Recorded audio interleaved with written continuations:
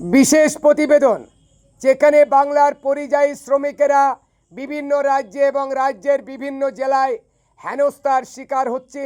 সেই সময় আমরা দেখলাম বেগুনবাড়ি গ্রাম পঞ্চায়েতে কংগ্রেস ও সিপিএম দল থেকে তৃণমূল কংগ্রেসে যোগদান পর্ব। আমার বাড়ির পাশের শ্রমিকটা যখন সুরক্ষিত নয়, পরিযায়ী শ্রমিকদের যখন বিভিন্ন রাজ্যে ন্যাংটা করে এবং পিটিয়ে পিটিয়ে মারা হচ্ছে, তখন পরিযায়ী শ্রমিকদের জন্য কোনো রাজনৈতিক দল রাস্তায় নেমে জোরালো প্রতিবাদ করতে দেখা যাচ্ছে না, কিন্তু দল পাল্টাতে ব্যস্ত।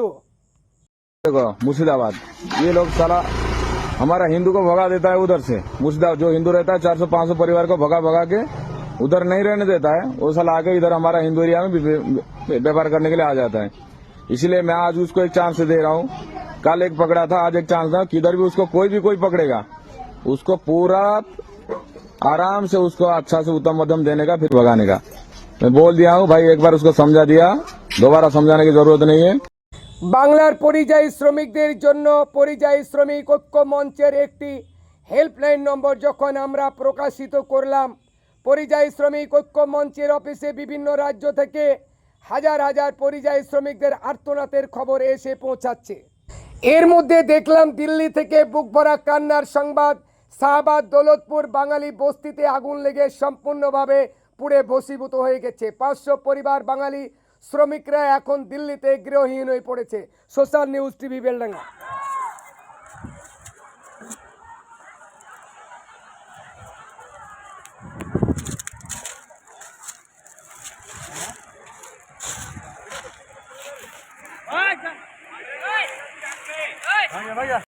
ছাব্বিশের নির্বাচনের আগে বেগুনবাড়ি গ্রাম পঞ্চায়েতে একটি বড় ভাঙন দেখা যাচ্ছে। কংগ্রেস এবং সিপিএম থেকে তৃণমূল কংগ্রেসে যোগদান। হাবিবুর রহমান পঞ্চায়েত কংগ্রেস সদস্য, সাবিকুন নাহার বিবি প্রতিনিধি আরিফ শেখ, মিসবাউল হক, মুনাইম হোসেন, লালচাঁদ শেখ, মফেজউদ্দিন শেখ, আজাদ আলী হিজুলি, সাদিকুল ইসলাম।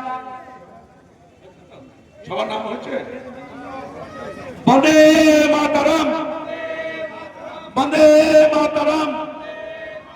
মমতা বন্দ্যোপাধ্যায় জিন্দাবাদ, মমতা বন্দ্যোপাধ্যায় জিন্দাবাদ, অভিষেক বন্দ্যোপাধ্যায় জিন্দাবাদ, অভিষেক বন্দ্যোপাধ্যায় জিন্দাবাদ, মামাটি মানুষ জিন্দাবাদ, মামাটি মানুষ জিন্দাবাদ। জয় বাংলা। ধন্যবাদ সবাইকে, ধন্যবাদ সকলকে।